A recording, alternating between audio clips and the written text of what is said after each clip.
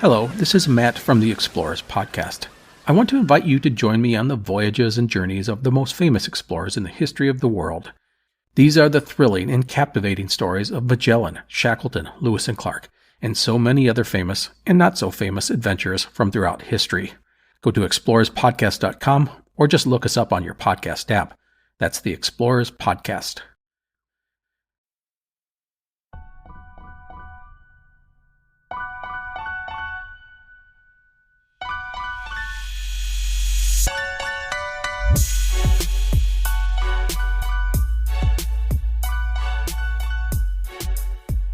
What's going on, guys? Welcome to another episode of Bro History. It's Henry Zamoda and Danny Abdeljabbar. What's up, brother? How are you? Chilling, man, as per usual. How about yourself? I'm doing pretty well. I actually just watched the Britney Spears documentary on Hulu. Oh, did you? What'd you think? I forgot how terrible the media was to her back in the day. Yeah, man. Donald Trump eat your heart out. They really gave her shit. I really forgot how bad it was. Watching those obnoxious paparazzis follow her and then have that lead to an eventual mental breakdown where she shaves her head. Because back in the day when that was all going down, I was like 15 or so. I forget how old I was younger. I was like, oh, look at her. She's crazy. She's crazy, man. She shaved her head. Right. I thought the same thing.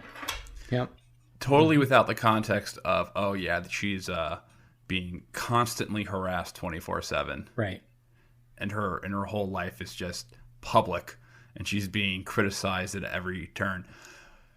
Did you ever see the South Park that makes fun of that makes fun of the entire situation?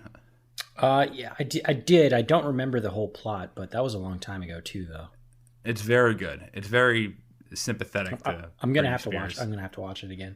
Though kind of crude, obviously, right. South Park. It's South Park. it is very nuanced the way it projects that. But yeah, I thought it was pretty good.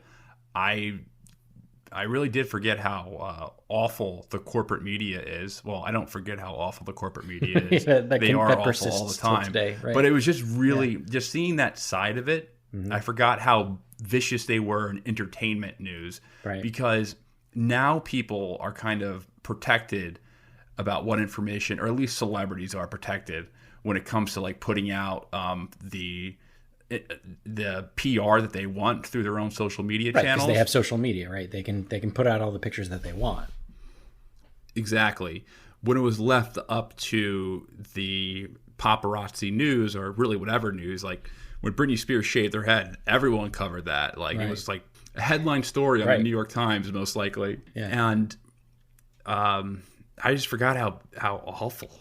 And I would freak there's one scene where she starts bashing a car with the umbrella, crutches. Yeah. With crutches or whatever, some blunt object. Yeah. And I'm like, I don't blame her. I would do the same shit. Neither do I. Yeah. Now, do you think that she deserves to be in a conservatorship after, learning what you learned? Well, I don't know what I'm confused because the documentary really wasn't clear about why she was put in the conservatorship. Well, that's on purpose because they haven't released the information from the very. It's a little weird the circumstances under which she was evaluated on whether or not she should be, in a conservatorship, and those documents have not been made public, and so nobody really knows. And the conspiracy part of this is that they're all paid off, or it's like a hung jury, so to speak, and that this is like a remember that crackpot doctor that Donald Trump had the first time around that said he was the healthiest president in the whole universe or whatever. Is probably one of those types that deemed Britney as having dementia, which she clearly doesn't have dementia.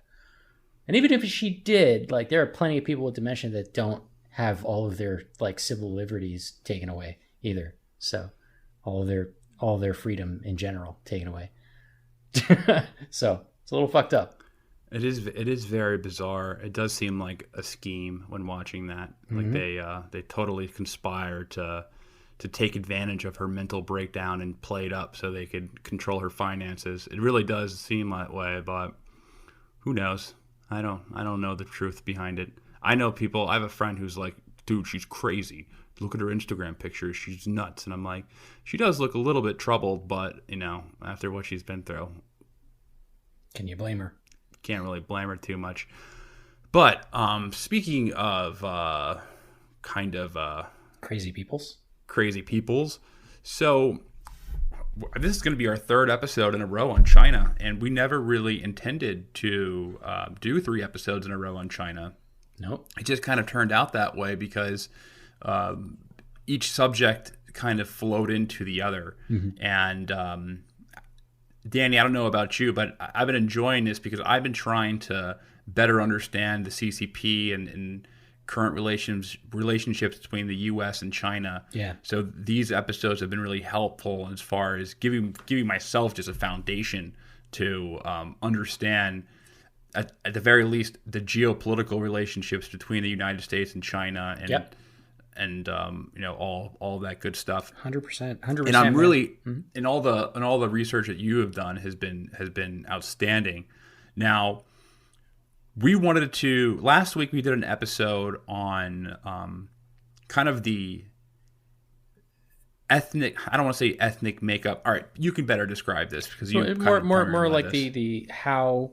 We can even use the word invention, the invention of the quote Chinese people or the Han people, and like how it was a general overview of the ancient history of China leading up till today, and kind of showing how China isn't one distinct ethnicity or culture. It's multiple ethnicities and cultures that kind of got together and created this thing, and I think what we're about to discuss today really is the foundation of how that unification of China happened.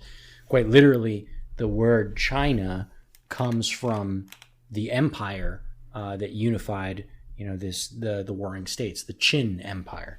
Let's start it off by talking about, I guess, the godfather of the Qin Dynasty, the guy who kind of formed it. Yep. So this guy actually has a ton of names. We're gonna go with Qin Shi Huang. By the way, heads up, apologies if I butcher people's names here. I don't study Chinese or Mandarin or anything like that. I might fuck this up. So I think I got this one right, though. Qin Shi Huang, or just Emperor Qin we're going to go by. But other names that he's gone by, Qin Shi Huang, Qin Shi Huangdi, Shi Huangdi, Shi Huangdi. Shi Huangdi, by the way, means first emperor, and that's a title, not a proper name. He actually has a name, and his actual name, like his birth given name, was Ying Zheng or Zhao Zheng, and he was born to the king Zhuangqiang of Qin, which was a state before he was born. And his concubine, who was a dancer named Zhao Ji. Okay, those were some pretty tough names. So he's born Ying Zheng. He was born in the state of Qin. He was the prince to the king of Qin, and his mom, Zhao Ji. So the juicy bit here, though, is that Qin probably wasn't the actual son of the king, but rather he was the son of this dude named Lu Buwei, who was a wealthy merchant who happened to be, getting down and dirty with Qin's mom at the time. Take this with a grain of salt because this was actually written by a guy named Sima Qian, who was a great Chinese historian from the early Han Dynasty. And at this point, it might be worth reminding everyone that ancient stories require ancient sources. And the ancient sources that we have about the Qin Dynasty, they're questionable at worst and selective at best. The particular text in question is called Records of the Grand Historian. Yep. And it wasn't finished until at least 100 years after Emperor Qin died. It was also written by a historian who was writing from the framework of the following empire. So needless to say, there's a bit of a bent in this narrative. Yeah, a little bit. But he does. But that is juicy. That is a good story. It's if I juicy. was going to write some stuff up or for some moral reason. So he is he is the son of a dancer and a merchant, apparently. And a merchant. But played off like the son of a king who becomes the king. That's interesting. It's kind of a cool story, you know? Nobody really knows if it's true or not, right? Like this could just, I mean, you'll find out later, but like Qin was both really great and also kind of a dick, right? And, you know, the Han Empire, the Han Dynasty that preceded the Qin Dynasty, basically they try to undo all of what, you know, well, maybe not undo, but undo all the bad stuff of the Qin Dynasty. And they didn't look at him, history didn't treat him very well. Let's just put it that way, during the Han Dynasty at least. But back to Qin though, he actually spent the first 6 years of his life in the kingdom of Zhao. That's where his mom came from. But what's important to note about this is the abandonment by his father. And then 6 years later, the king of Qin, his dad, died. And Ying Zheng, which is what his name was at the time, became the king at just 12 years old.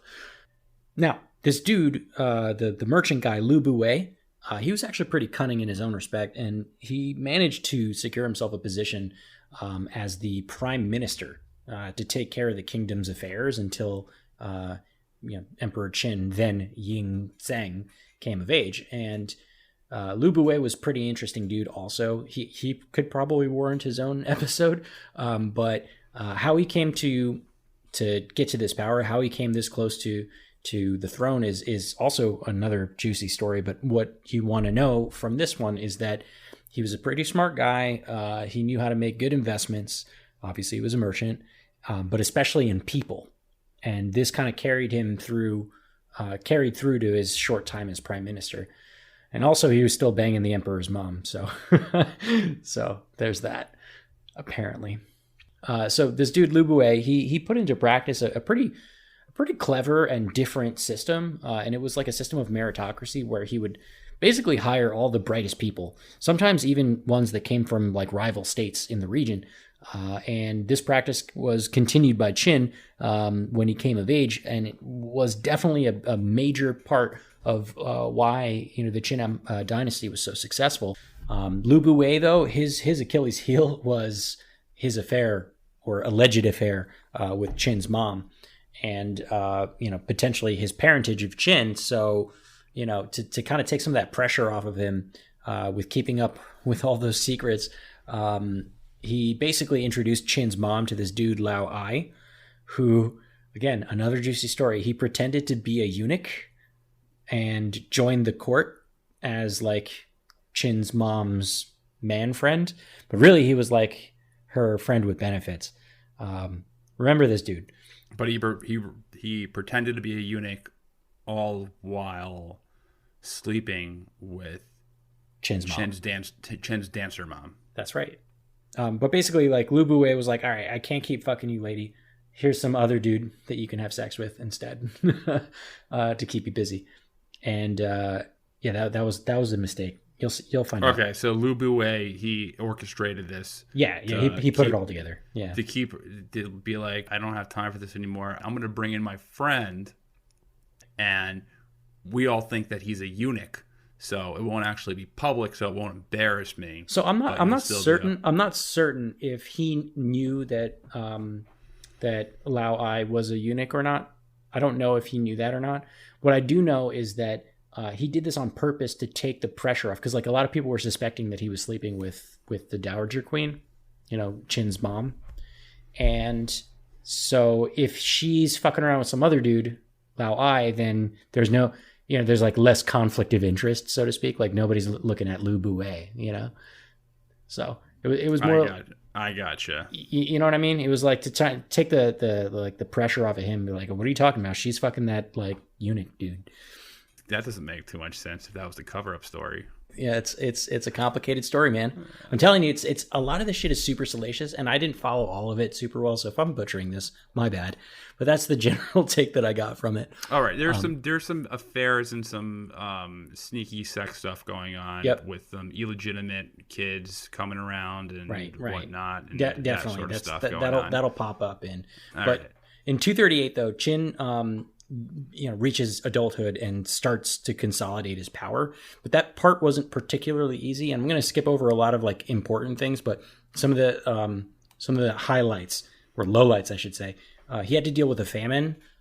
He lost a super close general, and he also his own brother rebelled against him. So there's like a lot of shit going on for him to try and consolidate his power, but he ended up pushing through it. Later on, though, if you remember that eunuch guy, Lao Ai, he actually decided to have a go at a coup. Because go figure, he ends up having some kids with Qin's mom and wanted to take the power so that he can put his own kids in. So yeah, he wasn't a eunuch. he was still very much intact. But that didn't really go anywhere. He lost. And Qin actually had him torn in half. He put him between two carts of horses and split him in half like medieval style. Very, very Game of Thrones. And he used this as like a warning against future coups. And this is kind of like sets the tone for how he governs a little bit. But this whole period led to Lu Buwei, the merchant guy, losing his job, but not his life. Qin was about to murder him. But some of the smart people that Lu Buwei put in power basically argued, with the emperor and convinced him not to kill him. But he ended up getting exiled and banished, and he kept getting banished farther and farther away until eventually he killed himself. And fun fact, Qin's mom died that same year from unknown reasons. Maybe she was sad. I don't know. But I think, this is kind of like a big turning point for Qin at this point. This is like his early history. He's just consolidated a lot of power. One thing that I didn't mention is that the Qin Empire was the largest of the 7 warring states at the time. So he inherited this giant state. He hardened himself against a bunch of coup attempts and consolidated all the power around him.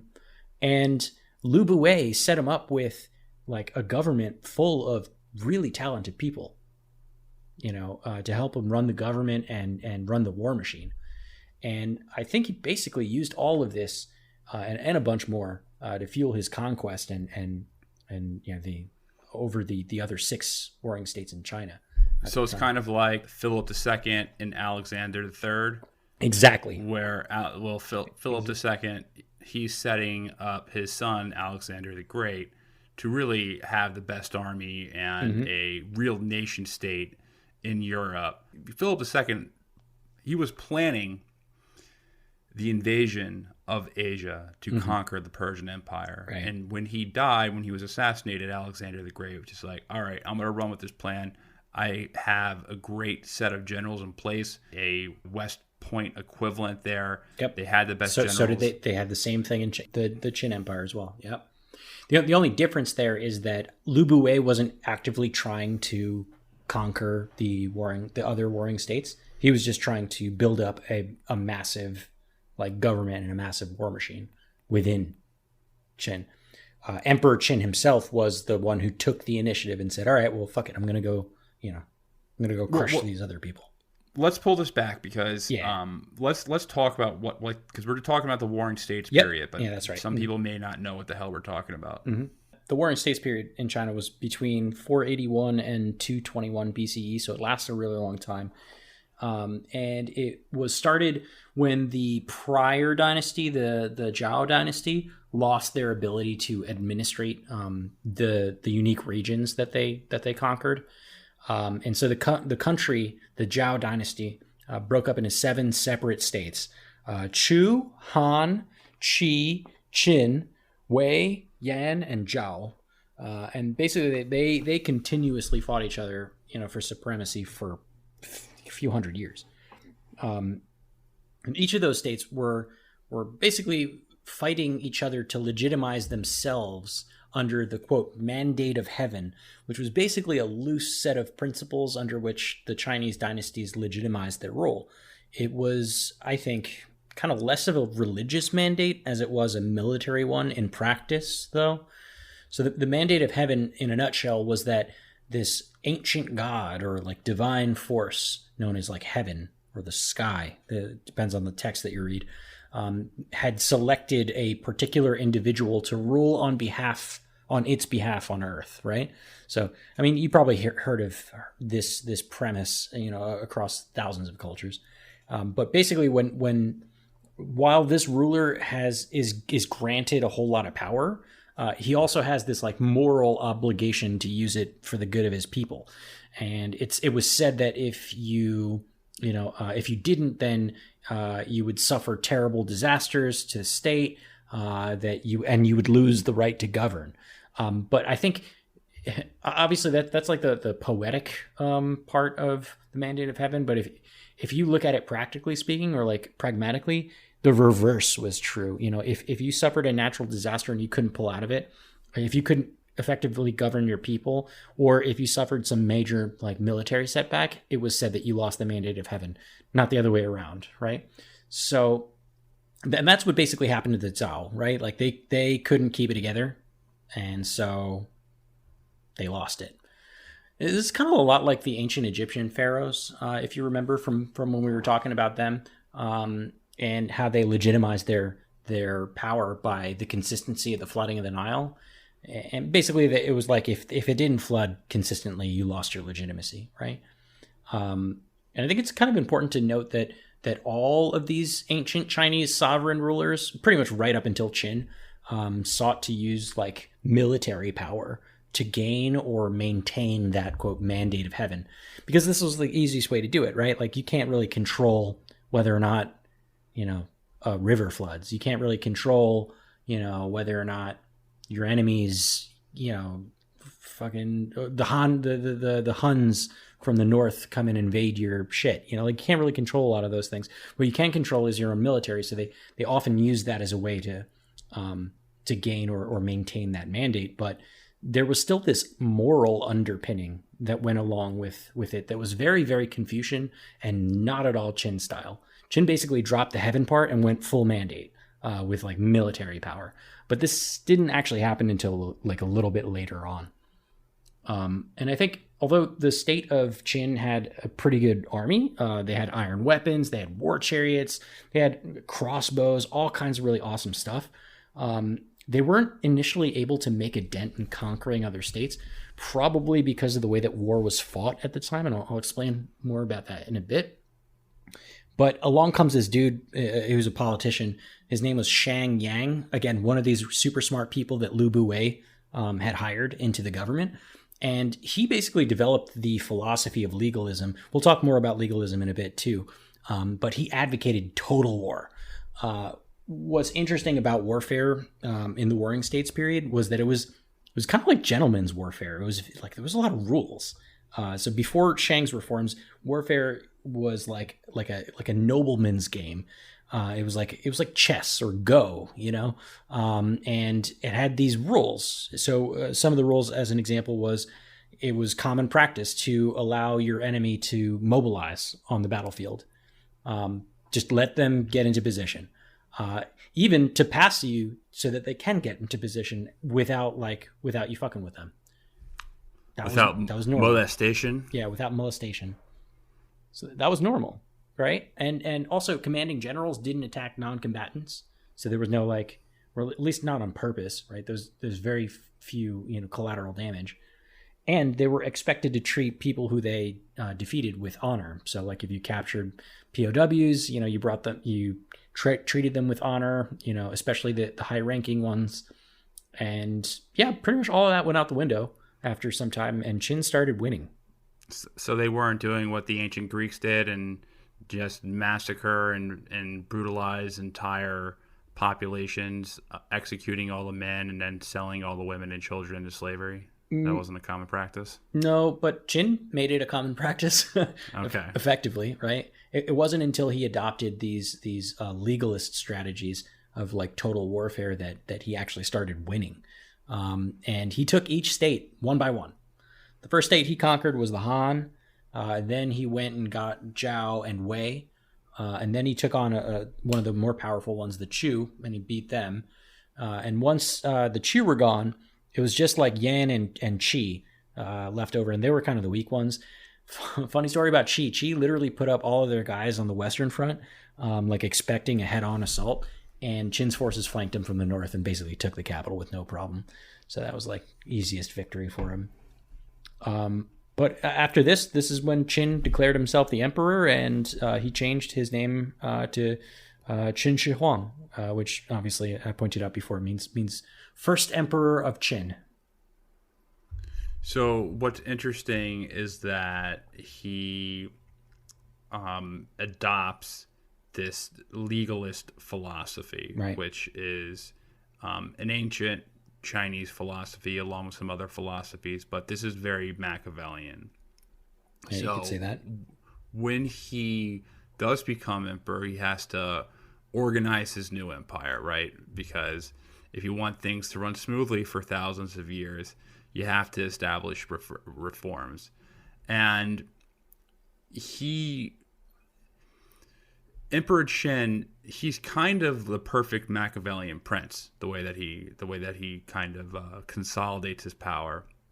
And it makes total sense when you think about the context here. Even though they existed 1,500 years apart and were from completely different parts of the world, the political circumstances they lived through were very similar in some key aspects. During the Warring States period in China, you have 6 warring states. In the 1500s in Italy was divided by feudal states. This leads them to believe in a strong central government, and by any means necessary. Morality is not part of the equation in legalist and Machiavellian thought. Power is acquired for its own sake, and that's the only way in their mind, in these philosophies, to achieve a prosperous state, is to eliminate division and have consolidated central power. According to Machiavelli, only suckers rule with virtue and integrity. The successful leaders are the ones that exploit others. And if you read The Prince, he writes about the necessity of a dual nature that is half beast and half man. And a leader must be seen as merciful, but not actually be merciful. He abolishes the principle of practice what you preach, and instead advocates that you tell other peoples to be virtuous, meanwhile you act like an a-hole behind closed doors to consolidate your power. And if you think about it in the context of Machiavelli power politics, Emperor Qin recognized the importance of a domestic power base.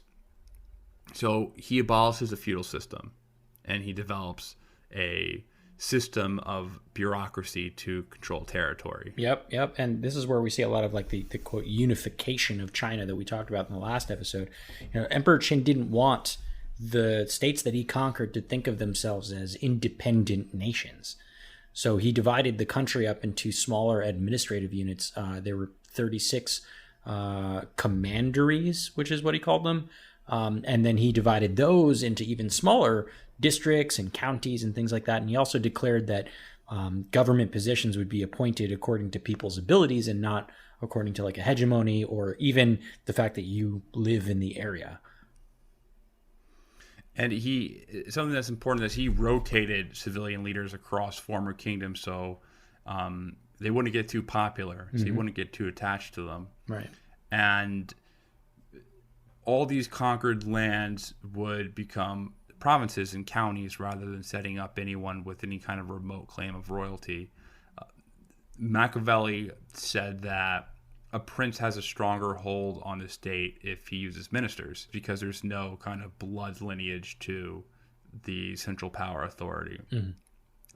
Qin also required the remaining leaders, and you see this practice in a lot of societies in ancient Japan, not ancient Japan, but shogunate Japan, where Qin required the remaining leaders and formerly wealthy families of captured territories to live in his own capital. And you better be damn sure that they're not living in the same size estate that they were living in prior. So they're living in some dump, or maybe not a dump, but they're living in a more modest living circumstance than they were living before.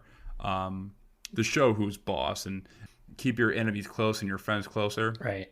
Mario Puzo.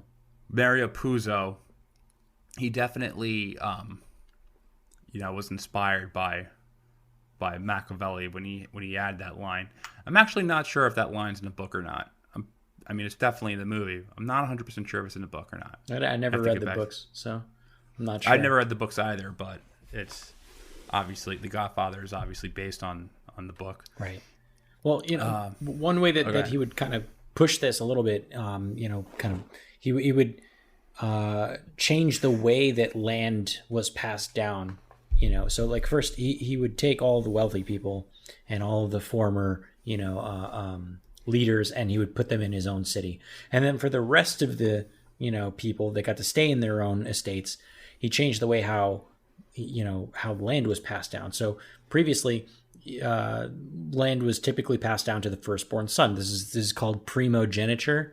Is land inheritance basically, but he changed it to be that you divide your inheritance equally among all of your sons.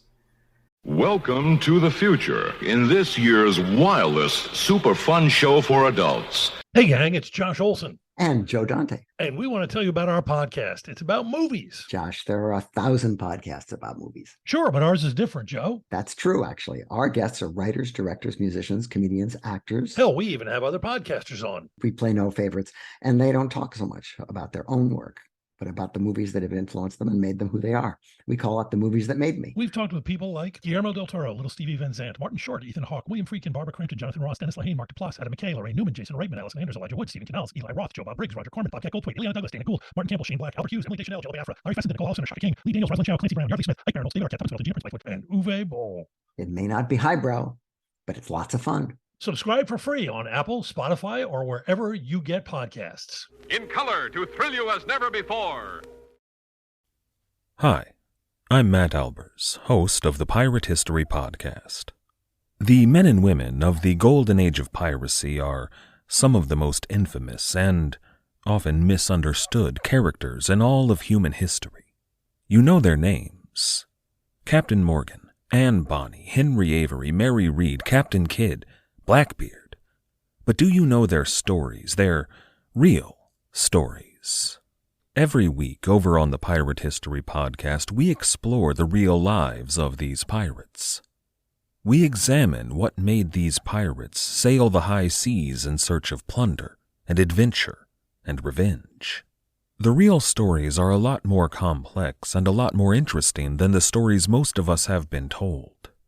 If you'd like to hear the stories of the real men and women who went on the account and sailed under the black flag, join us on the Pirate History Podcast. And that's super important because it eroded the power of these large landholders by preventing one person from gaining control over like these large estates. And it also just, generally speaking, it eroded the aristocracy to the point where he was able to create basically an absolute autocracy where Qin controlled everything, all of the power and pretty much every aspect of life in his empire. It's interesting. I think it's important to be familiar with the three schools of political thought in ancient China. Mm-hmm. So the Taoist, the Confucians, and the legalist. What's interesting about the Taoist is that, according to Murray Rothbard, they were the first libertarians. Really? I didn't know that. Yeah. So according to Murray Rothbard's definition, which is pretty strong endorsement. Were they all like freedom lovers? Like, no central government? Creator of the movement. Basically, the Taoists they did not believe in central government. They believed in laissez-faire economics. And if you read some of the Taoist writings, it's all, it looks like it could have been written by Ron Paul. Ron Paul, the Taoist? Yeah. Very anti-war, anti-taxes, anti-regulations. They wrote about how regulations would only favor the rich and the people creating the regulations. I don't know enough to connect Taoist influence with the founding of like the United States. Thomas Jefferson was heavily influenced by the French, and I'm sure the French had access to a lot of this information. These were inspired by Taoist. Jefferson writing. was a I was going to say medicine man. I don't know why I was thinking that. He was a Renaissance man. He was very interested in cultures and things from all over the world. Didn't he? He had like a Quran. He had a lot of different texts from a lot of different regions. He was super interested in a lot of different things. So I could totally imagine that he probably brushed up on a little bit of Taoism himself. I mean, he had the largest library in the Western Hemisphere. Yep. Think of them as ancient libertarians. The Confucians were kind of like middle of the roaders on state versus individual power. So the philosophy was based on the view that humans are essentially good, but they engage in immoral behavior if they don't have a strong moral standard. And the ethical code enforced by like common rituals in society would incentivize good behavior across the public. But it was like underneath the assumption that kind of like John Locke's like blank slate, like people were basically good. And then you can see kind of like Thomas Hobbes and the legalist, but the legalist school of thought is much more, it was more interested in advising rulers how to increase their power than really being like a political philosophy. It was more of like a consulting business, at least the way that I read it. I may be totally wrong about this, but the way I've read it about legalism, it seems more of like a protocol for an emperor rather than some type of philosophy. Legalism opposed Confucian ideas and Taoist ideas. They opposed the moral assumptions from Confucius ideas, and the Qin Dynasty tried to actively erase Confucianism from their history because Confucianism had a strong influence. And it wasn't just like the political philosophies that were kind of upheaved. There was a lot of things that changed, including like especially the economy. And I think this is a real big reason why they were the Qin Dynasty, or at least the unification of the Qin Dynasty, was so successful because for one, Emperor Qin standardized the use of coins throughout the empire, which wasn't a practice before. The establishment of fiat currency wouldn't necessarily be I don't know. Would that be libertarian in general? The establishment of a centralized fiat currency? Probably not, right? No, it's not. It's not at all. Right. So he's not exactly a libertarian, Mr. Qin here.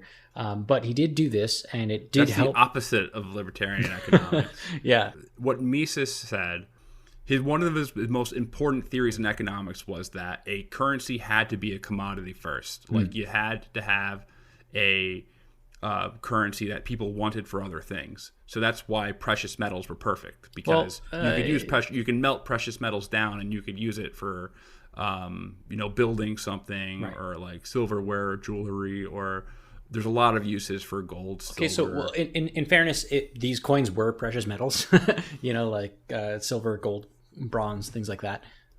But he standardized their use, right? And he standardized the system of weights and measures, and that was kind of an important point as well, right? So each coin had to be the same weight and measure, to be standardized, as well as just the standardized weight and measures of agricultural things. So like exactly one barrel is this weight, and also for architecture, like distances, lengths and widths and things like that were all made standardized. He also standardized written script, which had a profound impact on the economy, because this is how he was able to write down tax records, which is uniquely not libertarian at all. But and also facilitate trading over long distances, because keep in mind, each of these warring states were often speaking completely different languages, different dialects. So they couldn't really talk to each other. So by having the same common tongue, they were able to facilitate a lot more trading. He even went down to the fact of like he standardized a uniform axle size for carts. So like the width of a cart, so that the roads that he built could be built standardized and easier to maintain, so that he can connect all the towns that were in his empire. So he was doing a whole lot of standardization, and as a result, I think the government also took on a huge amount of public works projects. So things like roads, canals, notably the Lingchu Canal, which connects the Yangtze and Pearl River basins, and that one was super important. But just generally speaking, canals and roads are great for trade, but they're also super efficient at moving soldiers from one area to the next. So you have a good system of roads. Look at Rome. There's a reason why they say all roads lead to Rome. They connected their empire by road building, right? Qin was no different. And Qin's political changes had, a whole lot of economic impact. Some of them were really, really good, as I pointed out, but some of them weren't so much, right? So when he removed those aristocrats from their lands, he divided their lands and he gave it up to peasant farmers. And this was cool. This was cool to them because rather than paying taxes to an aristocrat, they were paying taxes directly to the federal government, basically the emperor. And you see this giant migration of peasants from all over the 7 unified states moving south, basically. They migrated to places where it was more fertile, where it was warmer, where the climate was better for producing rice rather than wheat. But then, clearly those areas got overcrowded and they had to pick up some new techniques. So they had to pick up things like deep tilling, which is like a long distance irrigation system. So they were building really complicated canals. And this one's kind of gross, but I guess it makes sense. They had a lot of fertilizing that they had to do, including using human waste, which they called night soil. To fertilize their lands because they were just overusing the land there. Why do they call it? Do you know why they called it night soil? Because they were using human shit. You would fertilize the land with your poop only at night because you wouldn't want to do it in public. That's how maybe I would have thought about it. I don't know. Ancient Chinese proverb. You're not supposed to think about it too hard. Don't think about these things. But basically, these efforts, Chinese political philosophy in one lesson. Don't think about these things. Just don't think about it. So these peasants, they went down to the south to set up their own farms in these lands that were previously owned by these aristocrats, and they overdid it. And eventually, they weren't making enough money to pay the taxes to the government. So to make some extra money, people were picking up side gigs like weaving and sewing. So on the one hand, they weren't subjects to the aristocrats anymore, which in many ways, those aristocrats were brutal and, dickheads. But in the same way, the federal government is now bleeding them dry. So basically they were working really hard and keeping very little of their own money. So very much not libertarian in that respect. I mentioned writing before, and I want to underscore that too, because, there just was so many different ways that people were communicating, and the unified system of writing, it becomes like a template for what we're going to talk about in the future, which is the unification of all of these disparate ethnic groups as Chinese, quote unquote. And that part is super important. You can take it however you like. At the time, many of the unique languages and cultures were still observed, but they were just using the unified system of writing as a midpoint, like a way to run the government and a way to do trade, but everyone still had their own thing. Today, they've probably taken that and expanded on it in such a way where now you might be able to argue, kind of a cultural genocide in that respect, where people are forced to use the standard language over their own. That is up for debate, and if you want to learn more about that, you can listen to the last episode. More stuff. So Emperor Qin did a whole lot of construction projects. This one is I mentioned a bunch already, things like roads and canals and stuff like that, but also he began building the Great Wall of China. Now, there was already a bunch of like existing walls and things like that were dotted along, the northern section of the country. But he was really the guy that sat down and was like, I'm gonna connect the dots of here and plug them all together, and that was him, Great Wall of China. If you want to continue to look at this in a Machiavellian context, he said never to get too comfortable. Yeah. I'm sure he was paranoid, and I think one of Machiavelli's main points was that you're always going to be under threat of invasion. Like, never ever think that you're going to be safe from someone else coming to conquer you. Oh yeah. So I can see how a paranoid guy like that wanted to build a big wall. I mean, and there are plenty of Yeah. people to be scared of at that time, like the people in the north, the nomads. I guess those were the main people, right? The nomadic tribes from the north were like the main threat. The northern folks, the Mongols, things like that. I mean, you bring up a good point, though, and I think it's this. I'll make a point later that I'm not sure necessarily that we should call it paranoia, because I think that it's possible that, these ideas that he had were in fact totally warranted and not paranoid. But I think this paranoia, this idea that you pointed out that Machiavelli says never to get too comfortable, is definitely how Qin kind of gains this reputation as a tyrant. He was a skilled leader. He was a tyrant if you believe what was written about him 100 years later, right? I mean, he did a lot of things that were kind of fucked up. Like he outlawed most forms of religion, just sheerly out of pragmatism, because he wanted people to be loyal and obedient only to the government and not to religion. And he ordered that books be burned. He wanted history to, basically start and end with him. And he killed people who didn't comply. He also, I read that he introduced a law called the Doctrine of Mutual Responsibility, in which families were registered in groups of 8 for administrative purposes. But here's the thing. The families would be responsible for each other, therefore creating friction within the unit, creating this like snitch culture. So if someone did something wrong, you would have to go tell on them, or you would be responsible. The whole group of 8 would be responsible for it, right? Exactly. So failure of a neighbor to question something suspicious could lead to shared punishment in the group.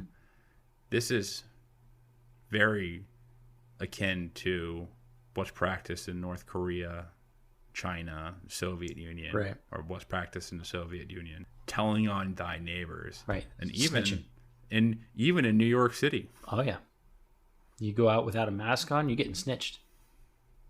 Snitch culture, man. But he also had this weird obsession with like immortality, right? Oh yeah, totally. Like kind of like Alexander the Great. 100%. Like from what I've read, Alexander the Great had this like weird obsession with immortality, and I think they're kind of akin to each other. I think they probably both had the same type of personality disorders, per se, 100%. Or at least personality types. Yeah. Which kind of leads them to believe that since they're such competent people, they believe that they're omnipotent themselves. Right, that there must be a way that they can stick around longer or forever. Yeah, he was totally obsessed with trying to live forever. And as you point out, most like authoritarian, leaders also are this way. I mean, he had his best scientists working on, trying to find an elixir of immortality that would basically enable him never to die. One of those alchemists was a total shyster. I mean, they all really are, because alchemy's bullshit. But this one in particular was a total shyster. This is a funny story, actually. So this dude, I forget his name. He asked for, in order to create the elixir of life, there was some like place in a far off land in like the mountains or something like that had special, properties, and that's where you can go to like get the ingredients or the materials to make this elixir of life. And so he asked for a shit ton of money and resources, and notably virgin boys and girls to get the job done. Like he needed all of these things. And, it's almost kind of a shame that Emperor Qin's, obsession with immortality basically trumped his more pragmatic side. Because remember, early on in his reign, he would hire the best people who were the most qualified to do their job. And he was very, very pragmatic in that respect. And even some of the fucked up things that he did was for a pragmatic reason, right? Like suppressing, like creating unity was a good thing, but he did it for a pragmatic reason of saying, like, you must all obey me and not, your own regions. And in this case, I was a little bit, when I read about this, I was a little bit upset. I'm like, yo, dude, you're forgetting about all this like pragmatism. Like this, why would you dump all of this money and resources and apparently virgin boys and girls for some bullshit? Like he's basically following a conspiracy theory, a falsehood here. But on his first attempt, the alchemist, though, he went off to try and get the stuff that he, because obviously you can't keep up the charade forever. So he went and tried to get some elixir, and he came back empty-handed, and he blamed it on a giant sea monster. Apparently a giant sea monster got in his way. And it's like the snake ate it. Yeah, it's exactly. It's the snake fucking ate it, The snake ate it. The snake ate it refers to missing money in Nigeria. Yeah. And the politician said that the snake ate it. Yeah, but the difference between the government in Nigeria and the Qin Dynasty was when the snake ate it. In this case, when the giant sea monster got in the way, Qin sent a battalion to the sea to straight up shoot the sea with thousands of arrows to kill the monster. That was a thing that he did. It's just like, well, I hope that these ancient historians are exaggerating this, because it sounds pretty dumb. It is pretty dumb, and this is where I struggle a little bit. I'm not sure if this is like the truth, or if this is that historian guy just kind of shitting on him a little bit. But the second attempt for this alchemist to go get it, he just left. Like he never came back. So he just ran off with all the money and presumably all the little boys and shit.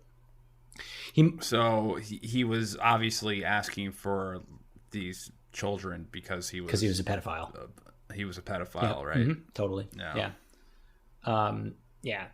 He might have escaped to Japan, by the way. There's some archaeological evidence of this. Like they found some Qin era coins in Japan, and there's like a shrine or something like that to this dude, to the alchemist or whatever. Interesting story. But like this is just like a little piece of his obsession, Qin's obsession with immortality. And he truly thought that his family would rule China for thousands of years, or that he would rule it for thousands of years. But sadly for him, the empire collapsed only 3 years after he died. And I want to talk about this a little bit more, but Qin Shi Huang, he is super famous, especially super recently, for this tomb that he built. He had 700,000 workers, basically from the day that he started being the king, to construct this giant tomb for himself for when he died. And this tomb was, I forget the exact specifications, but it's fucking massive, giant pyramid that they buried with dirt.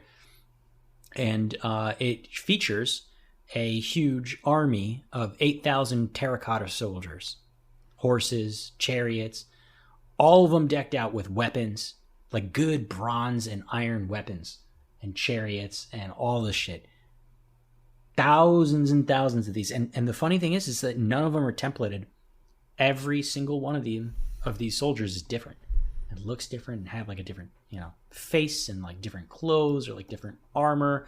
And it also gave us a really unique insight as to like how, Qin Empire battle formations were formed.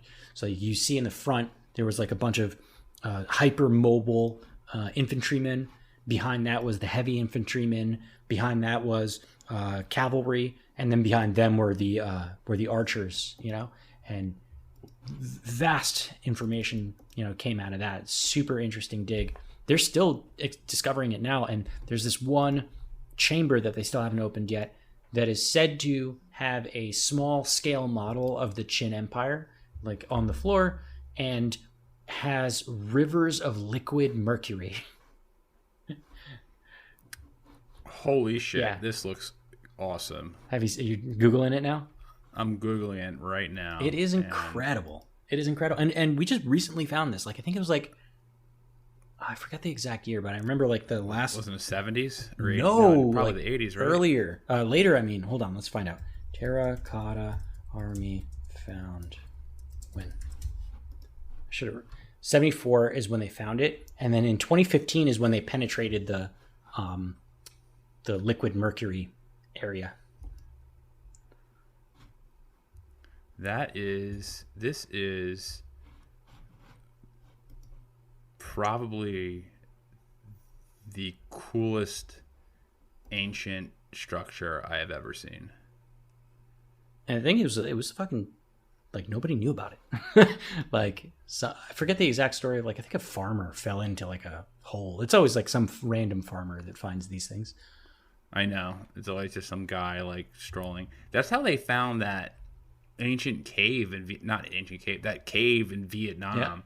They recently found the world's largest cave in Vietnam, and they found it like over the past 20 years. And it was just like some farmer, some dude just, walking walked around. into Yeah. it, it's just like, oops, whoa, it's big in here. Yeah. But it's nuts. This is incredible. Yeah, it's not a small feat, but literally this is, I don't know if like ancient Egyptian pharaohs were super obsessed with the afterlife and like with immortality in the sense that you'd live on in the afterlife. And so they build these giant, pyramids, but like this has to be like, this is bigger, like this is like more intricate in my opinion. To have 8,000 terracotta soldiers and they're all fucking, none of it is a template. They're all different, and they all have all of these weapons. Can you imagine 8,000 swords in the ancient world? Could have been using them in battle, but nope. He made them strictly for the purposes of putting them in the dirt. Jesus. Nuts. At least he didn't bury like an actual army. I think he did. I think he did kill like a lot of people who made it, who were like involved in making it, and then they just stuck him in there. If I he just stuck him in there for company. If I remember reading this correctly, yeah, to keep it a secret. He didn't want anyone. He didn't want anyone to know where it was. Oh, I got you. Mm-hmm. It's also like full of booby traps and shit too. So like they have like compound bows and like crossbows that like shoot you on pressure plates, and also liquid fucking mercury, like just flowing around. That shit is like toxic, That would be awesome to be the Indiana Jones that gets to find that. Yeah, who gets to find this and dodge all those booby traps and be involved in like some type of Hello everyone, Takuya here. And I'm Gabby. And we are the hosts of History of Everything, a podcast which you can probably guess by the name is, well, I mean, it's about everything. Do you want to know why people thought potatoes were evil and would give you syphilis? Are you curious about all the stories of the terrible and stupid ways that people have kicked the bucket over the years? Do you want to hear tales about all of the different badasses of history and the lives that they had brought to life? Well, if so, then look no further.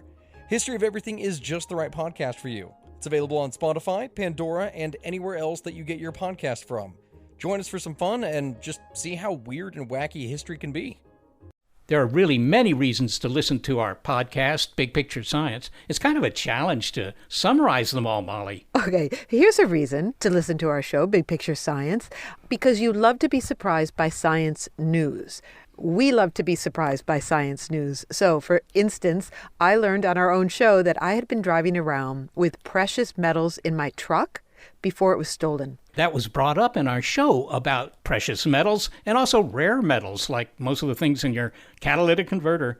I was surprised to learn that we may begin naming heat waves like we do hurricanes. You know, prepare yourself for heat wave Lucifer. I don't think I can prepare myself for that. Look, we like surprising our listeners. We like surprising ourselves by reporting new developments in science and while asking the big picture questions about why they matter and how they will affect our lives today and in the future. Well, we can't affect lives in the past, right? Oh, I guess that's a point.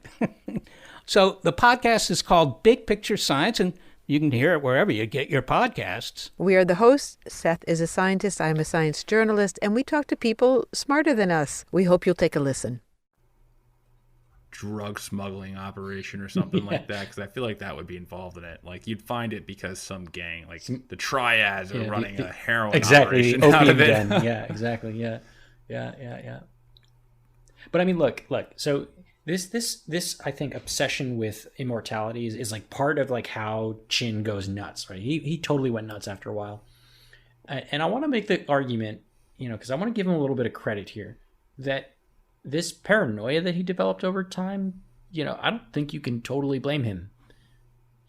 Think about some of the things that he survived. So he survived early on, like the abandonment by his father as a child, which I didn't go into too much detail on this one, but basically his dad and Lu Buwei cut and ran and left his mom and him, after a battle, and just left him there.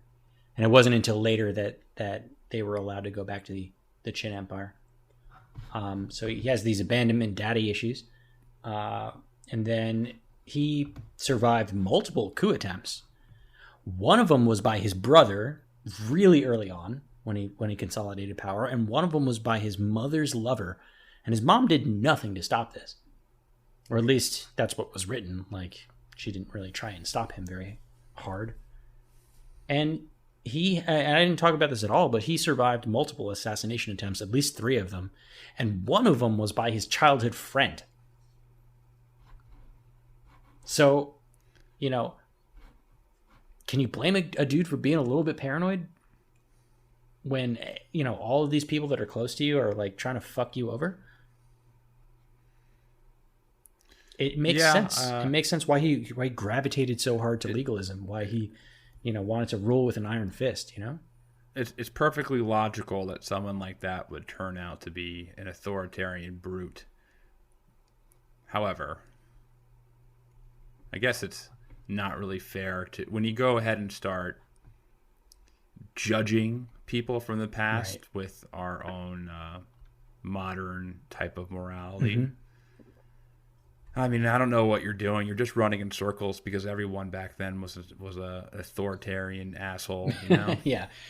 I mean, it could be that. I just want to give some context because I think, trying to humanize him a little bit, he was seen as a tyrant and he was seen as very paranoid. And I think that there are at least some evidence of why he might have been that way, right? But it could also just literally be the mercury pills that he was taking to prolong his own life.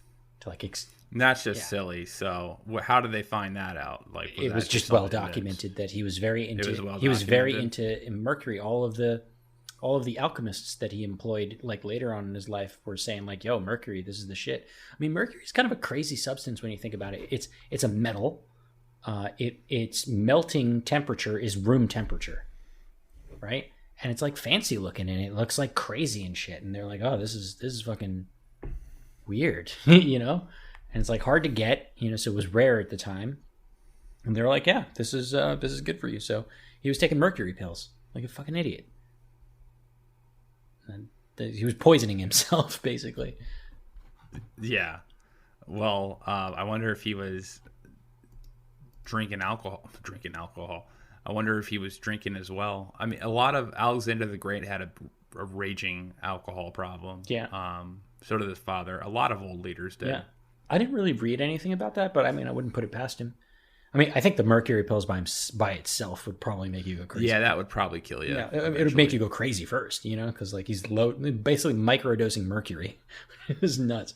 But I think one thing that can clearly mark the beginning of the end for him and also for his empire was that he stopped his practice of meritocracy hiring, and he started surrounding himself with yes men. And I think this is you can track this on a lot of different societies. And one thing, this carried on even past his death, like they stopped doing meritocracy stuff. When he died and his son took the throne later, he kept up this practice of only having yes men, and took it to an extreme. And this is probably why, why the entire Qin dynasty fell apart like less than 3 years after Qin died. Spoiler alert. But there's this one story when Qin's son, who was then the emperor, he had this advisor, and they did this special test where he would invite in all of the other advisors, right? And then he would bring in a deer to the court, and he would point at it, and he would say, "This is a horse." And any of the advisors who didn't call it a horse were killed. And this was known as the point to a deer and call it a horse experiment. It's like ancient China's alternative facts, basically. It's like if you weren't telling the emperor what he wanted to hear, you're going to die. You don't surround yourself with yes men and expect like a positive outcome. Like that's not helpful. Anyway, back to Qin. So Qin Shi Huangdi, he died while he was traveling on a tour of Eastern China in 210 BC. He was just shy of 50 years old. He was 49 when he died. On this tour, he was apparently looking for the elixir of life, of course. Some sources say that he died by poisoning after he drank what he thought was the elixir, which was probably just straight up mercury or some other random shit. And fun fact, they kept his death a secret. They kept his death a secret for 2 whole months while they brought his body back to the capital in the state of Qin. And they wanted to do this because they wanted to name one of his sons, the point to a deer and call it a horse son, as the emperor over his other sons. And because they thought he was like easily manipulatable. He totally was. One story says that they put his body in a merchant caravan of dead fish to hide the smell of a decomposing corpse. And another fun story, so Qin Shi Huang had a couple of sons. One of them was in the north. And basically the advisors forged a document by the emperor telling one of the sons that was basically exiled in the north to kill himself because the emperor said so, and he did. And that's how they were able to get this other dude, Hu Hai, which was the son that took over afterwards. Also, the new king, Hu Hai, he was only in power for 3 years. This is the point to a deer and call it a horse guy. And he was also famous for killing people who brought him bad news. And this is the origin of the saying, don't shoot the messenger, or don't kill the messenger. He was just a dick. And that's what happened. It just unraveled after a while. Yeah, those Machiavellian dictatorships, they may last for a little bit to enrich or to empower, the guy who's sitting on top. But as soon as that person goes, usually the thing falls apart, crumbles like a stack of cards. Yeah, I mean, it was already showing signs of pressure cracks, like fracturing. Emperor Qin, towards the end of his reign, was not well, and he just wasn't doing what he was good at anymore, and I guess at this point I kind of want to talk kind of more broadly, because as I've been learning about Emperor Qin and more broadly about like the comeuppance of China in general, and think of it in the context of modern day China, I think we can use Qin's empire, at least the founding of Qin's empire, and maybe even legalism, broadly speaking, as kind of a template for modern day China. I mean, think about this. Let's have a little bit of a chat about this. There's a strong focus on selective education in the Qin Empire. There's a strong focus on selective education in the current CCP. There's a strong focus on hiring the best and brightest, even stealing the best and brightest from all over the world, or the known world at the time. And today, the exact same thing happens. Either they get the best people or they just straight up steal from the best people. Consolidation of power, right? So breaking up regions and counties and autonomous zones so that they lose, regional or, local affiliation, and, consolidate under this is the next point, maintaining like a national identity over regional identity. Happened in the Qin Dynasty, happening now in the CCP. And then there's this idea, like this legalist idea, or even a Machiavellian idea, like this premise of full control of the state, which is obviously clear in the CCP. I mean, what do you think? Like now that you've like learned a little bit more about the foundation here, and especially the Qin Empire, do you see those parallels? Yeah, I do see the parallels of legalism to the CCP, and it makes a lot of sense when you think about it.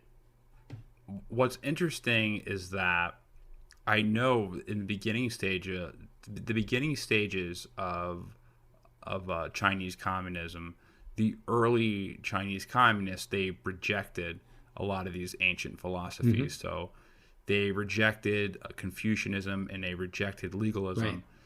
The main reason being is because these philosophies, systems, religions, whatever you want to call them, they created hierarchies.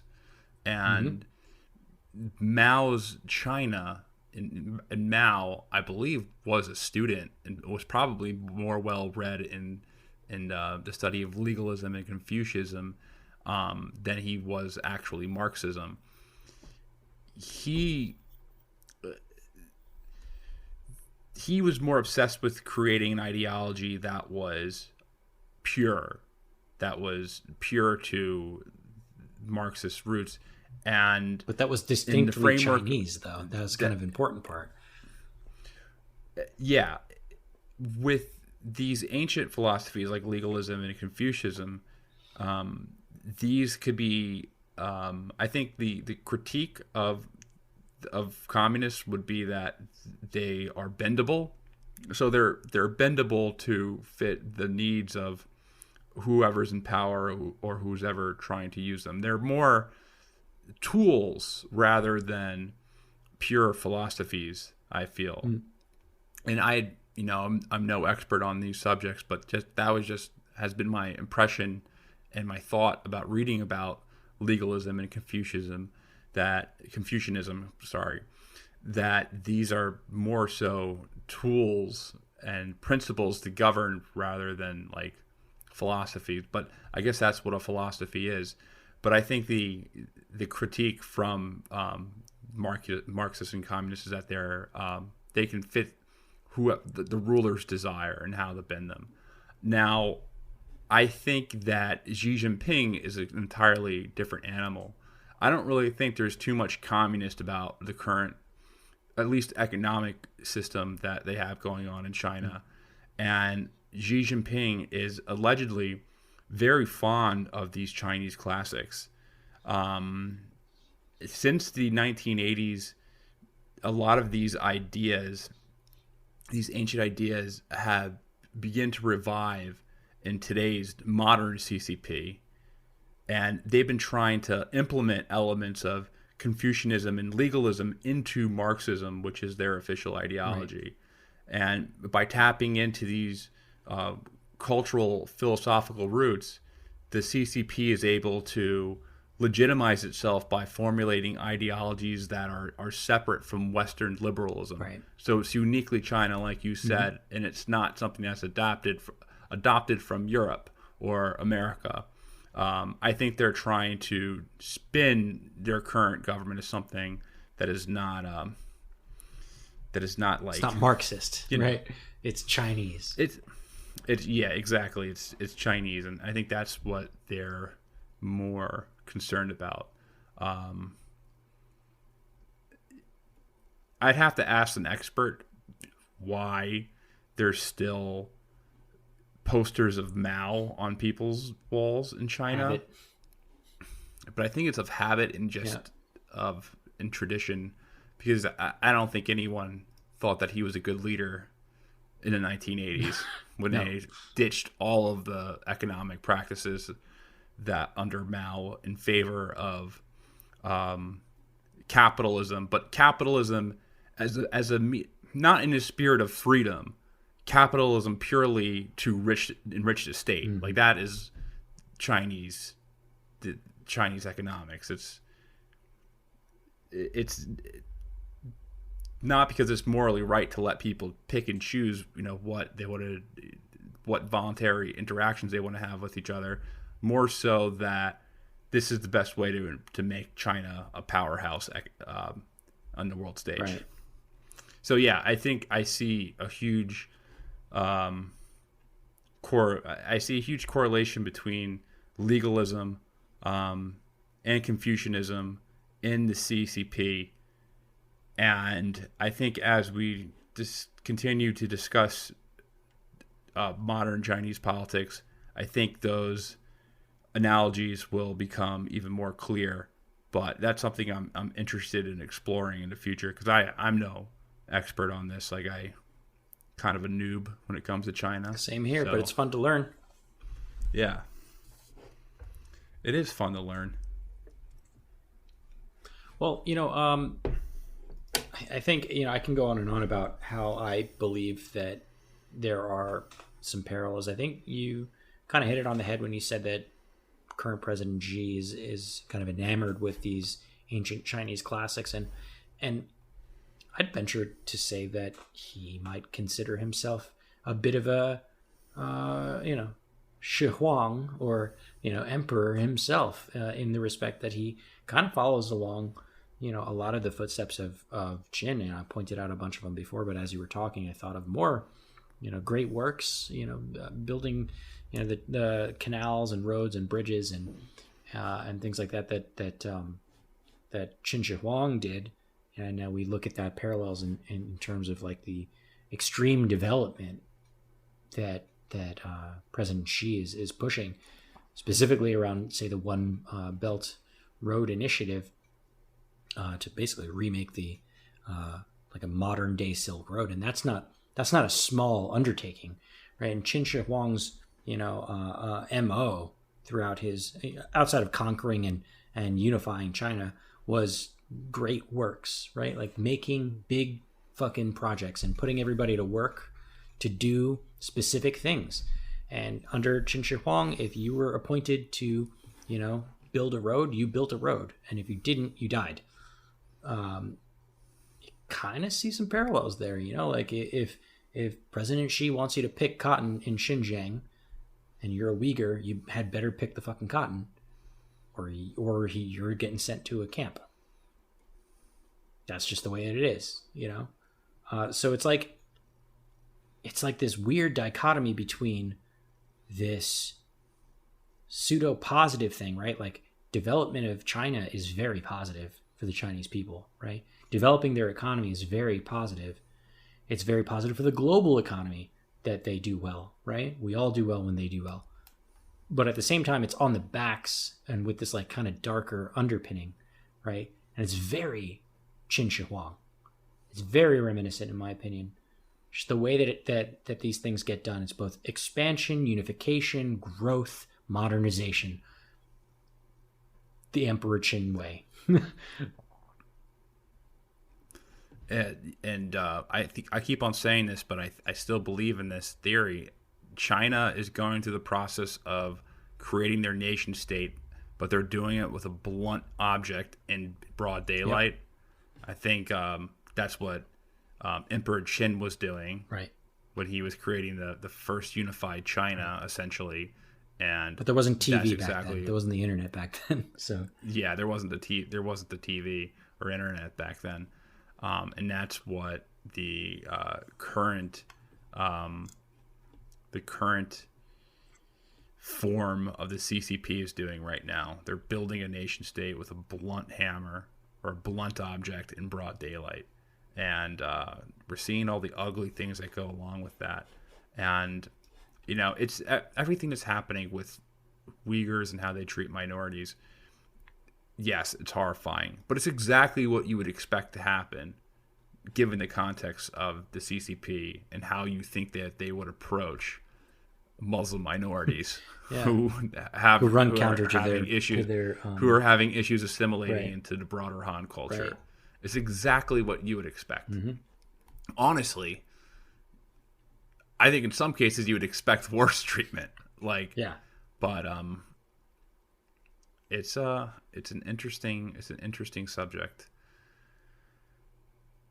All right. Maybe we can cut it off here a little bit early. All right. So we are an hour and 20 minutes into recording this episode. Thank you guys, everyone, for joining us for another episode of Bro History. Really do enjoy your continued attention and support. If you want to support the show, rate and review the podcast. That is the number one way to help us grow this show. It's just rate and review. If you're on Apple, just pull up the 5-star, press the 5, and then rate and review it. That is an awesome help. And you can also join us on Patreon to get access to our Slack and additional content. I wanted to, before we end this show, I wanted to quickly talk about something in my personal life that I don't normally like to do on the show, or at least too much. But I wanted to just mention that my uncle recently had a open heart surgery that went wrong, and he has had a heart disease for a really long time, since he was a boy. He had a pacemaker put in to his body when he was 30 years old. He went into a procedure having the leads in his pacemaker replaced. During the procedure, things went really wrong. He ended up miraculously surviving the surgery. However, he lost oxygen in his brain, enough oxygen to receive a significant amount of brain damage. And right now, my aunt and my 2 cousins, it's really taken an enormous toll on them to deal with this. He has 2 daughters, and my aunt is like one of the sweetest people in the world. So we have a GoFundMe right now to help them just really just bear kind of the financial and really the emotional toll that is going to be involved in the recovery process for my uncle. So if you want to support it, it would be really greatly appreciated. I'm going to put the GoFundMe link in the show notes. And if you want to support that would be awesome. Really would appreciate it. For sure. All right. Let's end this thing. Thanks again for listening to another episode. Really do appreciate your attention, and we will see you next week. Peace.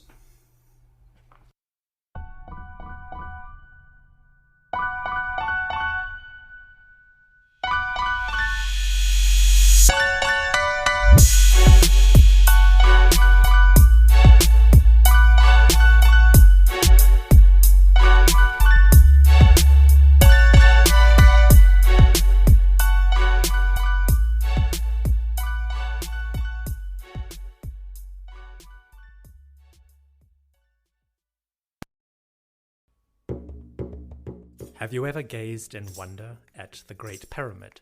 Have you marveled at the golden face of Tutankhamun?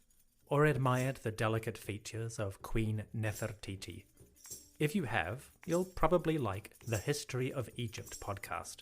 Every week, we explore tales of this ancient culture. The History of Egypt is available wherever you get your podcasting fix. Come, let me introduce you to the world of ancient Egypt.